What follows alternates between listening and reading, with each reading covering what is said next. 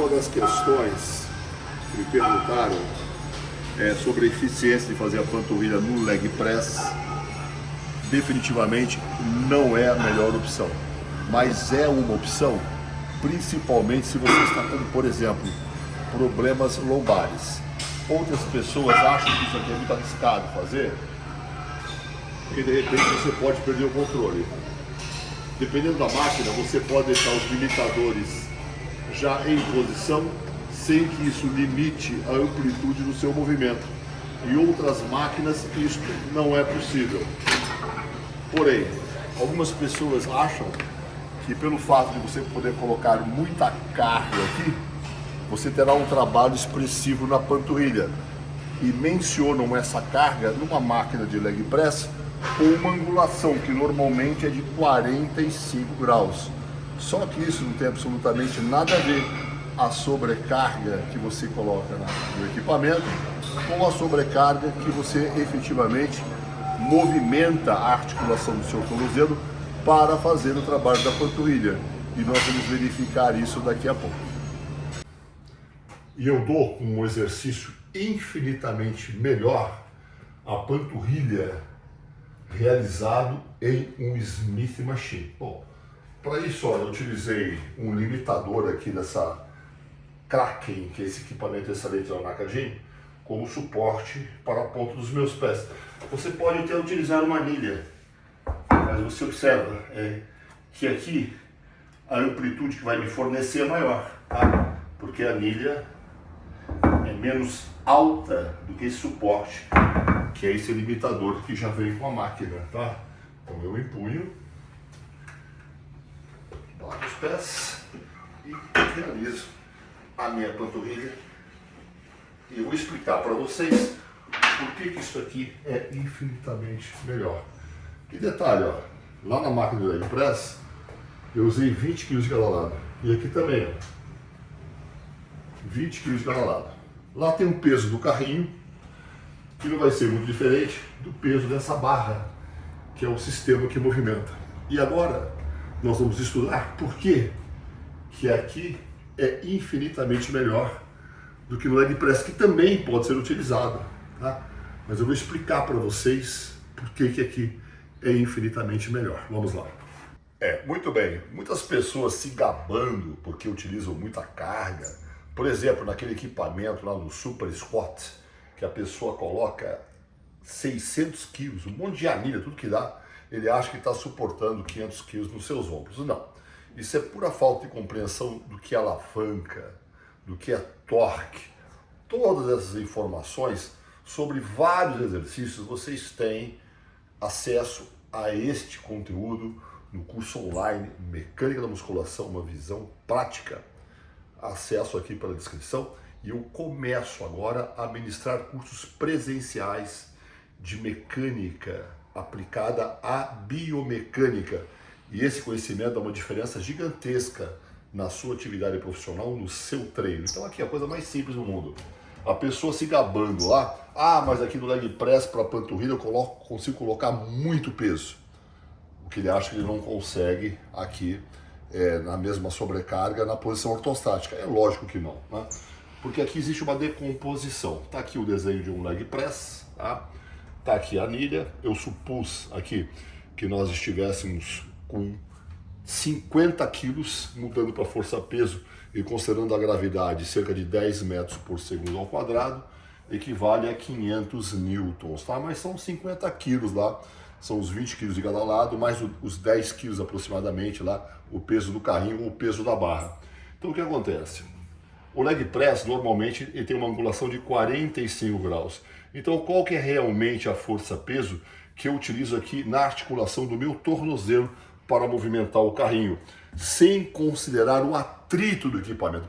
Os equipamentos possuem atrito, por mais preciso que eles sejam, tá? Então aqui, ó, é os 500 newtons multiplicado pelo seno de 45. É pura trigonometria. E trigonometria é uma evolução da geometria, que vem lá da aritmética, tá? Então você tem que compreender um pouco daquelas aulas que você perdeu, e não é nada muito difícil. Ou seja, 500 newtons multiplicado pelo seno de 45 é igual ao quê? a 353 newtons.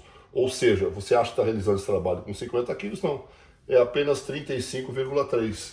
Por outro lado, na posição ortostática, lá no Smith Machine, também vai haver um pequeno atrito, né?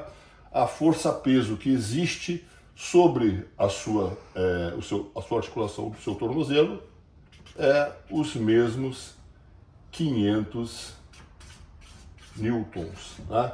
Sem choramingar. Então, aqui representa o peso perpendicular, detalhe, mais a sobrecarga do seu corpo. Vamos supor que o sujeito aí pese uns 80 quilos, né? Uns 80 quilinhos aí. Então você vai somar isso aqui também ao peso do seu corpício. Então vai lá, vai dar em torno aqui, ó, de 580 newtons. Imagina um fisiculturista com 130, 140 quilos, né? Eu já trabalhei com fisiculturistas com 150, 160 quilos. Tá aqui um deles, Nasser Al-Sonbat. Olha a idade da panturrilha desse homem. Dorian Yates, dá um close aqui na panturrilha do Dorian Yates, né? E aqui do meu querido amigo Samuel Vieira, né?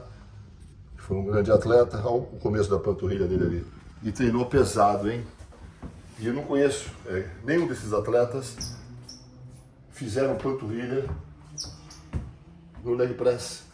Fizeram panturrilha na máquina em posição ortostática, mais a panturrilha sentada, mas aí uma outra atividade muscular, e não resta dúvida que é um exercício que compõe muito bem para que você tenha uma panturrilha expressiva. Vamos lá, tem mais explicação.